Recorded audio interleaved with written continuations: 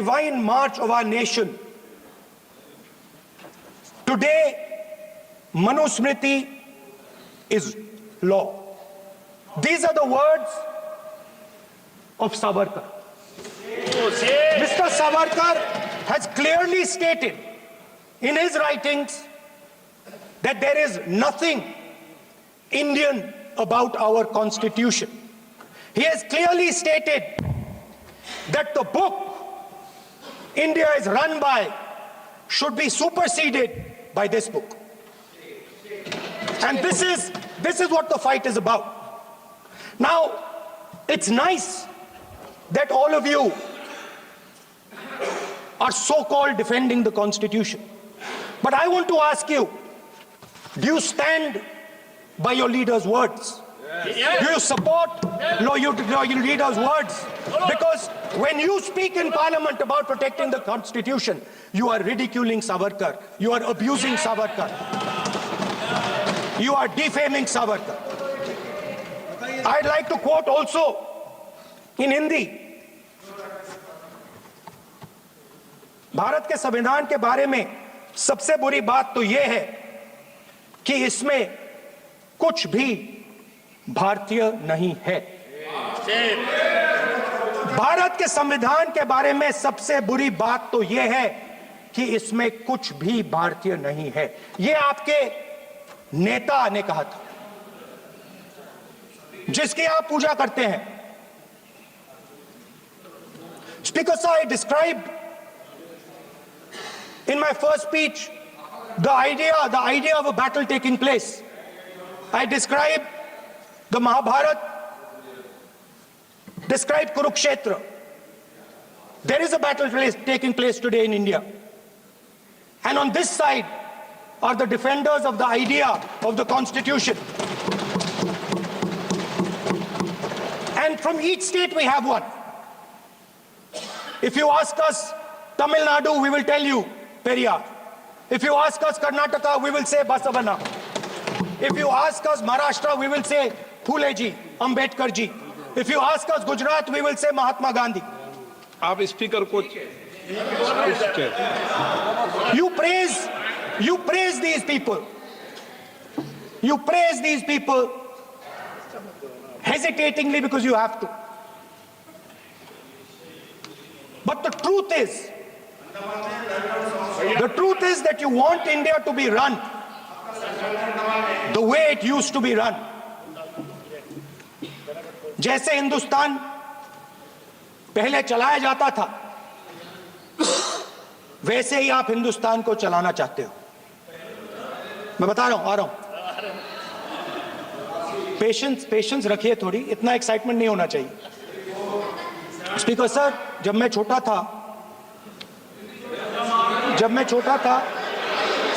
दिल्ली में, speaker sir, Delhi के चारों ओर जंगल हुआ करता था। जो आज यहां रहते हैं उनको ताजुब होगा कि एम्स के बिल्कुल बगल में जंगल शुरू होता था। जहां रेलवे म्यूजियम है वहां पे जंगल शुरू होता था। वैसे ही जंगल में, दोनों नॉर्थ और साउथ, वैसे ही जंगल में हजारों साल पहले एक युवा, 6-7 साल का युवा,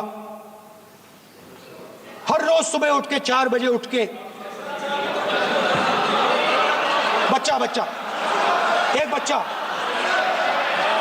बच्चा, वाह बहुत बढ़िया, एक बच्चा 4 बजे उठ के तपस्या करता था। हर रोज सुबह तपस्या, हर रोज सुबह वो धनुष उठाकर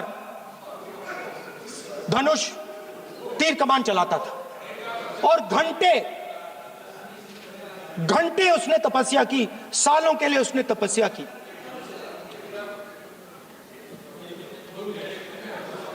पास लोगों को पता लगने लगा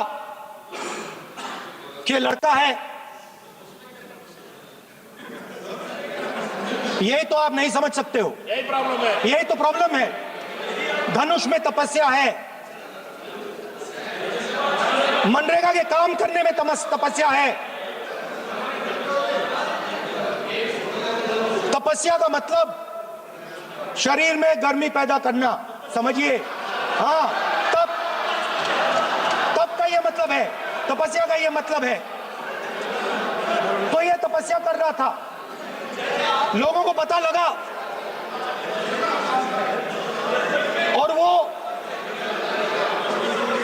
गुरु के पास गया।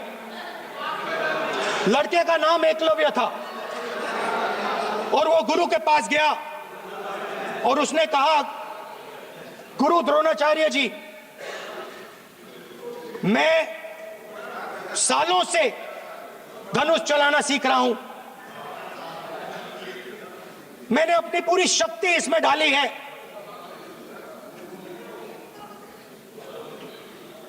आप मेरी मदद कीजिए, आप मेरे गुरु बनिए। द्रोणाचार्य जी ने एकलव्य को कहा कि आप ऊंची जात के नहीं हो, आप ऊंची जात के नहीं हो, आप द्विजा नहीं हो, मैं आपका गुरु नहीं बनूंगा, यहां से तुम चले जाओ। और एकलव्य चला गया। फिर से एकलव्य ने तपस्या शुरू की, फिर से तपस्या शुरू की।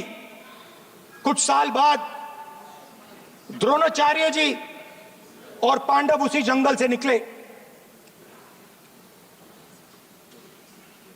एक कुत्ता भौंक रहा था, कहानी आपने सुनी है, सुना देता हूं।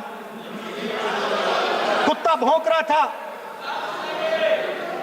अचानक कुत्ते की आवाज शांत हो गई। द्रोणाचार्य जी और पांडव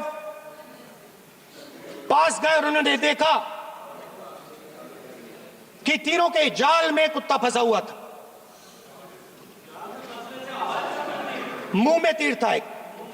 हाँ, मगर कुत्ता तीरों के जाल में फंसा था, एक तीर मुंह में थी, शांत था कुत्ता, मगर कुत्ते को चोट नहीं लगी। एकलव्य ने अहिंसा के साथ कुत्ते को शांत किया था। द्रोणाचार्य जी आते हैं और एकदम पूछते हैं, तुम्हें यह किसने सिखाया? एकलव्य जवाब देता है, द्रोणाचार्य जी, यह मैं सीखा हूं, मैंने तपस्या की है, घंटों मैंने प्रैक्टिस की है।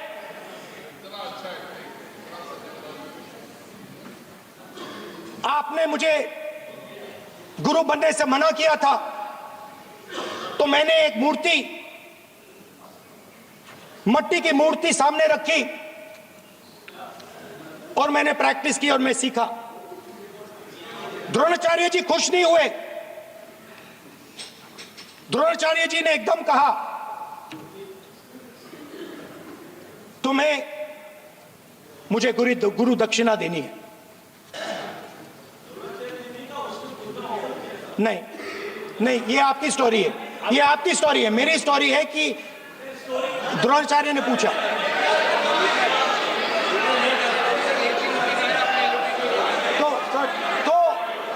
तो द्रोणाचार्य जी ने, Sir, the PM will not speak. You have to understand.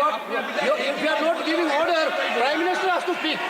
That you have to understand. If you are not giving protection, if you are not giving protection to LOP, then Prime Minister has to speak here. I will tell you. We will be very clear. ठीक है sir. माननीय सदस्य, आपको मैंने कई बार कहा, आप धमकी शब्दों में मत बोला करिए। एक मिनट क्या थी? द्रोणाचार्य जी ने, कार्य मंत्री बोले, कितने डिस्टर्बेंस कर रहे थे। द्रोणाचार्य जी ने कहा कि मुझे आप गुरु दक्षिणा दीजिए। मेरी स्पीच ले ली आपने। तो द्रोणाचार्य जी ने उनसे कहा कि गुरु दक्षिणा के लिए मुझे तुम्हारा हुनर, तुम्हारा भविष्य, तुम्हारा अंगूठा चाहिए।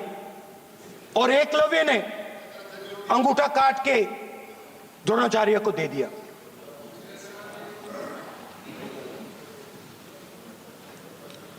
ये अभय मुद्रा है। इसमें कॉन्फिडेंस, स्ट्रेंथ, निडरता कहां से आती है? हुनर से आती है, इस अंगूठे से आती है। ये लोग इसके खिलाफ हैं। जैसे द्रोणाचार्य जी ने एकलव्य का अंगूठा काटा, वैसे ही आप पूरे देश का अंगूठा काटने में लगे हुए हो।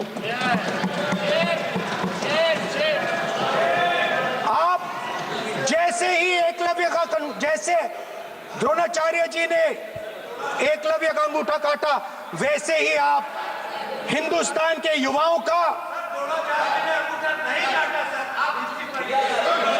जैसे ही एकलव्य ने,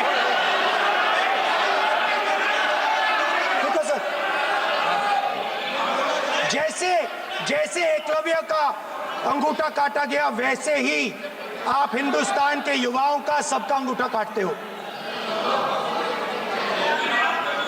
जब आप अदानी जी को धारावी देते हो, तो आप धारावी के जो एंटरप्रेन्योर्स हैं, जो स्मॉल एंड मीडियम बिजनेसेस हैं, उनका आप अंगूठा काटते हो। जब आप हिंदुस्तान के पोर्ट्स, एयरपोर्ट्स, डिफेंस इंडस्ट्री, ये सब जब आप अदानी को देते हो,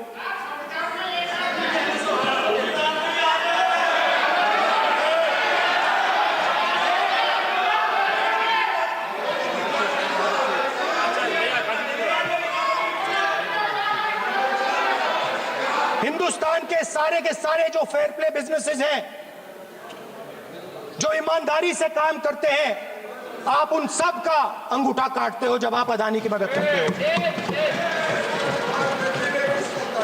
कॉन्स्टिट्यूशन में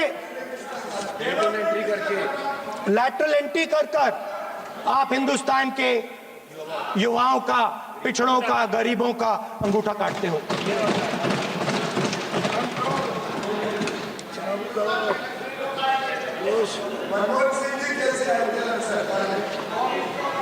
सर, स्पीकर सर, जैसे एकलव्य ने प्रैक्टिस की थी, वैसे ही हिंदुस्तान के युवा सुबह उठकर 4 बजे उठकर अलग अलग एग्जाम्स की तैयारी करते हैं।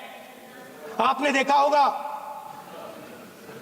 पहले हजारों युवा सुबह उठकर रनिंग करते थे, वेट ट्रेनिंग करते थे आर्मी में जाने के लिए।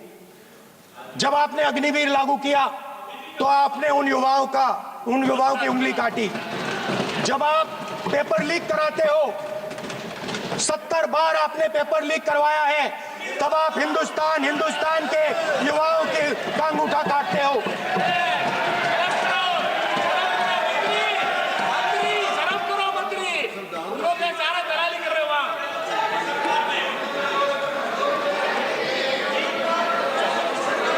आज बाहर, दिल्ली के बाहर आपने किसानों पर टीयर गैस चलाया है, आपने किसानों पर लाठीचार्ज किया है। किसान आपसे एमएसपी मांगते हैं, सही दाम मांगते हैं, मगर आप अदानी को फायदा पहुंचाते हो, अंबानी को फायदा पहुंचाते हो और किसान का अंगूठा काटने का काम करते हो। देखिए, हम कहते हैं अभय मुद्रा, हम कहते हैं डरो मत, आप कहते हो हम आपका अंगूठा काट देंगे। ये फर्क है। एक तरफ कौन सर बोले, मेरे कहना है कि हम एक मिनट प्लीज बैठिए, आप बैठिए, प्लीज बैठिए, आप बैठिए। आज हम भारत के संविधान की 75 वर्ष की गौरवशाली यात्रा कर रहे हैं और कर भाई ये चर्चा हुई थी कि हम संविधान की चर्चा करते समय उसकी उच्च कोटि की ये अपेक्षा है। आप स्पीकर सर, आप राष्ट्रपति भाषण नहीं है। कॉन्स्टिट्यूशन में कहीं नहीं लिखा है कि मोनोपोली होनी चाहिए। कॉन्स्टिट्यूशन में कहीं नहीं लिखा है कि पेपर लीक होना चाहिए। कॉन्स्टिट्यूशन में कहीं नहीं लिखा है कि अग्निवीर होना चाहिए। कॉन्स्टिट्यूशन में ये सब नहीं लिखा है, इसलिए मैं यहाँ रेस कर रहा हूँ। कॉन्स्टिट्यूशन में नहीं लिखा है कि हिंदुस्तान के युवाओं का अंगूठा काटना चाहिए, उनका जो हुनर है उनसे छीना जाना चाहिए।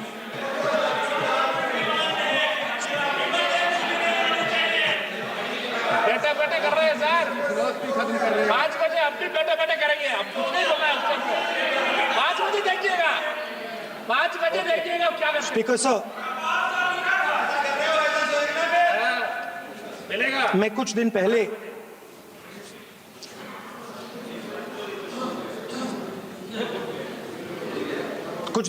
मैं हाथरस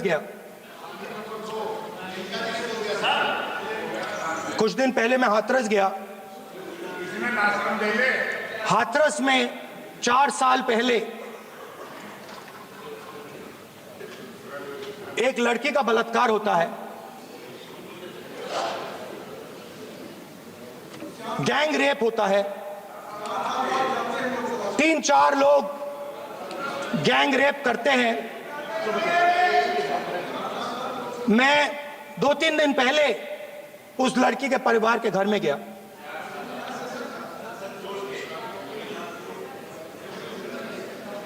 जिन्होंने गैंग रेप किया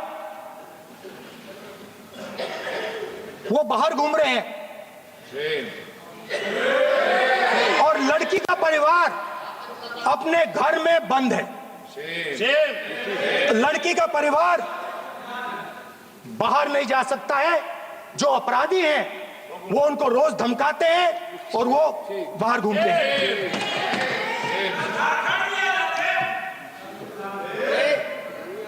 परिवार ने मुझे बताया कि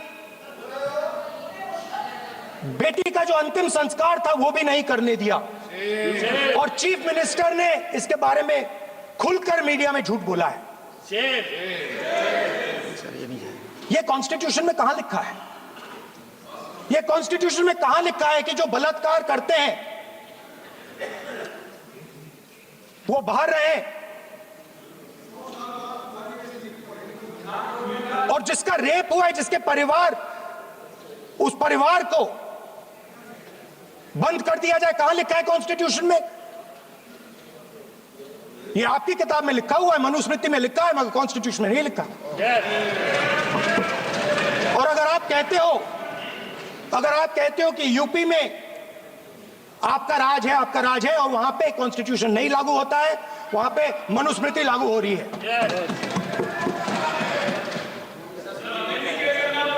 परिवार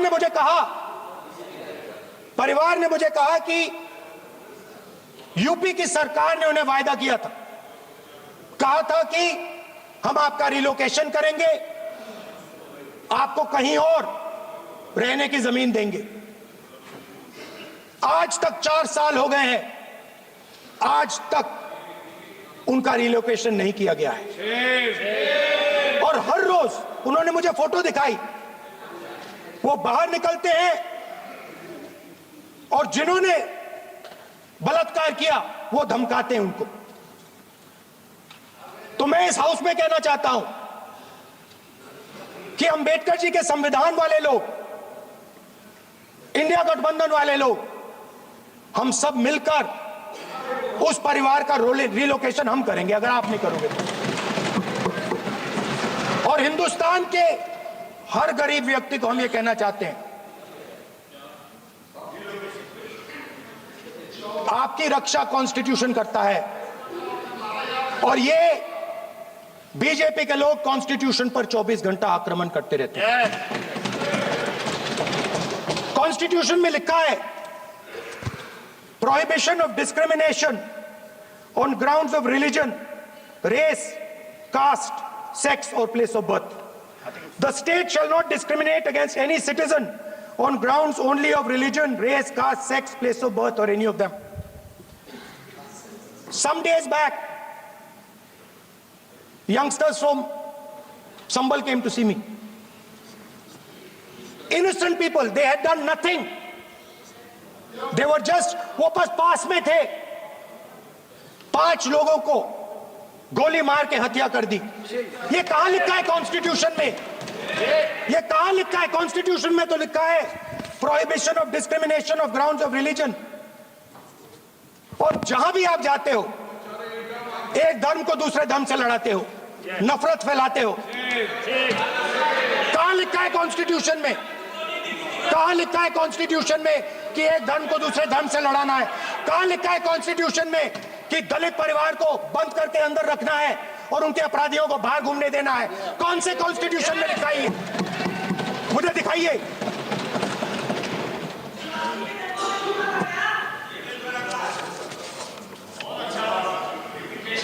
स्पीकर साहब, हमारी जो विचारधारा है, इंडिया गठबंधन की विचारधारा है, वो देश में कॉन्स्टिट्यूशन लाई है। हम सब मिलकर कॉन्स्टिट्यूशन की रक्षा करते हैं। अंबेडकर जी ने कहा था, if there is political equality but no social and economic equality, political equality will be destroyed. ये अंबेडकर जी के शब्द हैं और आज ये बात सबके सामने है। पॉलिटिकल इक्वालिटी जो थी वो खत्म हो गई है। हिंदुस्तान के सारे इंस्टीट्यूशंस कैप्चर कर लिए गए हैं। सोशल इक्वालिटी नहीं रही, फाइनेंशियल इकोनॉमिक इक्वालिटी नहीं रही। इसीलिए हमारा अगला कदम जाति जनगणना होगा। हम देश को दिखाना चाहते हैं कि आपने किन लोगों का और कहां कहां अंगूठा काटा है। हम दलितों को, आदिवासियों को, पिछड़ों को, किसानों को, मजदूरों को दिखाना चाहते हैं कि आपने किस किस का अंगूठा काटा है। इसलिए जो मैंने वायदा किया था, इसी हाउस में यहां हम कास्ट सेंसस लागू करेंगे और उसके बाद हिंदुस्तान में एक नए तरीके का विकास होगा, एक नई तरीके की राजनीति होगी। जो मैंने पहले कहा था, जो आपको अच्छा नहीं लगता है, 50% रिजर्वेशन, उस दीवार को हम यहां तोड़ेंगे। 50% रिजर्वेशन की दीवार और जाति जनगणना हम यहां करा के दिखाएंगे। आपको जो कहना है कर लो, कह लो। स्पीकर सर, बहुत बहुत धन्यवाद। देख जी रंजीत सर, क्योंकि एक मिनट में बुलाता हूँ ना, आप खुद ही क्यों खड़े हो रहे हो? एक मिनट। बीजेपी की तरफ से अनुराग ठाकुर, मान्य अध्यक्ष जी, पिछली बार भी जब चर्चा हुई तब भी मैंने कहा था कि कुछ लोग संविधान तो हाथ में लेके घूमते हैं, लेकिन ये नहीं बता पाए कि उसके पन्ने तक कितने हैं, क्योंकि उन्होंने कभी खोला ही नहीं। आज मैं क्योंकि ये संविधान जो राहुल जी सब तरफ दिखाते हैं सर, शायद उन्होंने इसके 2 पन्ने भी खोलकर नहीं देखे। अगर आप इसका प्रीफेस देखेंगे, प्रीफेस किसने लिखा सर? सुप्रीम कोर्ट के वरिष्ठ अधिवक्ता गोपाल शंकर नारायण जी, उन्होंने लिखते हैं, our constitution was crafted by the finest and most emancipated minds of the time and thankfully not directed by the confused Nehruvian social policy that guided success governments। वो इनकी नेहरू जी की विचारधारा पर सवाल खड़ा करते हैं और उन्होंने लिखा है कि giants like B.R. Ambedkar, B.N. Rao, Sardar Patel, K.M. Munshi Alladi debate provisions to protect the basic freedom. उन्होंने श्रेय दिया है तो अम्बेडकर जी को, सरदार पटेल और आगे। सर, इसके अगले पन्ने पे क्या लिखते हैं गोपाल शंकर नारायण, और ये इन्हीं का ही है सर, मैं नहीं पढ़ रहा हूं, जो इन्होंने हाउस में दिखाया। इसमें लिखा है, were it not for the strength of the document, Indira Gandhi would have been compelled to end the darkest episode in independent India by ending the emergency। यानी कि संविधान की ताकत थी जिन्होंने इंदिरा गांधी जी की इमरजेंसी को खत्म किया था, तो इस संविधान की ताकत थी। और ये आपके इसके अंदर लिखा है, राहुल जी जो आप लेकर घूमते हो, कभी खोल के पढ़ो तो सही, कभी पढ़ा भी नहीं आपने। और इसमें आगे लिखा है सर, आप चेयर को बोलो, अधिकार दिया है, चेयर को बोलो, माननीय सदस्य चेयर को। जी अध्यक्ष जी, ये जो राहुल जी कॉपी लेकर घूमते हैं, इसी पे लिखा है कि इंदिरा गांधी जी की यातनाएं और इमरजेंसी को खत्म किया तो बाबा साहब अम्बेडकर के संविधान ने गरीब से गरीब व्यक्ति को उसका काम दिया। सर आप इसके प्रीफेस पे जाइए सर, आप इसके प्रीफेस के बाद फॉरवर्ड जो लिखा सर, ये भी सुप्रीम कोर्ट के बहुत बड़े वकील है, उन्होंने क्या लिखते हैं सर कि जब संविधान बना उसके बाद सर, देश आजाद होने के बाद पहले दिन से ही लेजिस्लेटिव और हमारी ब्यूरोक्रेसी सर हमारी दोनों ने ही जुडिशरी के साथ सींग फंसा के रखे, जुडिशरी को नीचे दिखाने की बात की। सर ये मैं नहीं कह रहा, ये वही किताब कह रही है जो राहुल गांधी हाथ में लेकर घूम रहे हैं। सर मैं पढ़ के सुनाता हूँ। From the earliest years itself the legislative wing and the executive wing of the state on the one hand confronted the judicial wing on the other with the accusation that they had vastly approached upon the powers not given to them but given to the executive. The then law minister on 28th October 1976 issued a strident warning to the judges of the Supreme Court and I quote, sir मैं quote कर रहा हूँ, an atmosphere of the confrontation was thought to be created by those whose duty it was to see that they did not encroach upon the field which did not legitimately belong to them. Nothing should be left undone now to ensure that such a situation did not recur.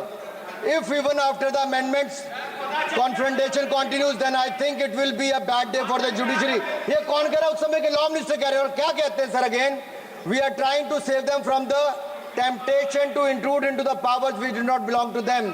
What we are doing today is not to save the people from the judges. ये कह रहे हैं we are trying not to save the people from the judges but really enabling the judges to save them from themselves. This was said during the emergency which hit the nation like tsunami and brought about the realization and the constitution could not be subverted. Sir अगर ये संविधान जो बाबा साहब अम्बेडकर ने दिया उसी ने देश को बचाया। राहुल जी कभी इसको पढ़कर देखिए। गांधी परिवार और कांग्रेस पार्टी का पूरा कारनामे इसके अंदर लिखेंगे, कैसे आपने धज्जियां उड़ाई। एक तो एक दूसरा ये जो कहते हैं बीजेपी के लोगों को सर ये मनगढ़ंत आरोप, सर ये अंगूठा काटने की बात करते हैं। इनके राज में सिखों के गले काटे गए, सिखों के ऊपर कत्लेआम किया गया, सिखों के बाद दंगे सबसे ज्यादा हुए तो कांग्रेस के समय हुए।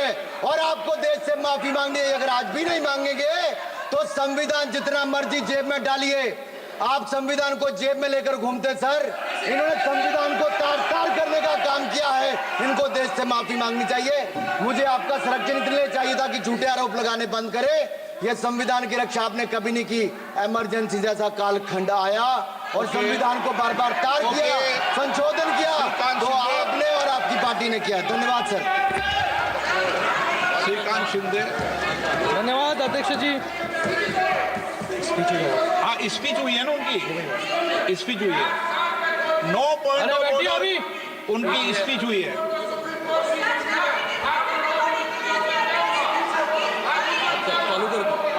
आप बैठिए, speech 9 point of order speech हुई है, टेबल कर देंगे इसको। अध्यक्ष जी हाँ इसको टेबल कर देंगे, आप ये कर देंगे। आप बोलिए श्रीकांत शिंदे जी। अब मैं कहूंगा जब कर देना आप सभी लोग है ना खुद ही डायरेक्शन देने लग जाते हैं। श्रीकांत शिंदे।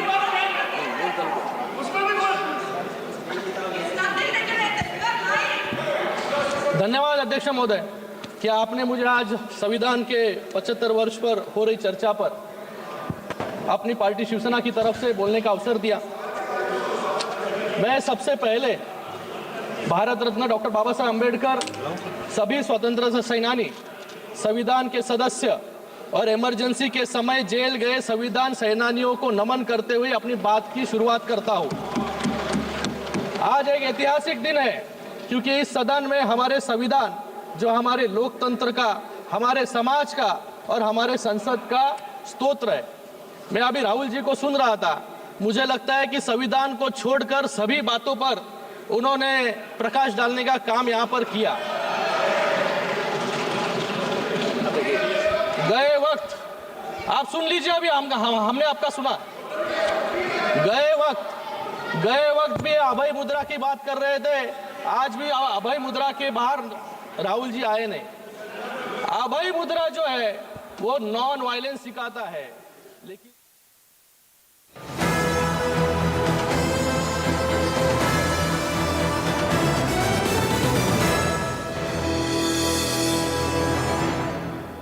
अरे ऋषि आज स्कूल नहीं गए?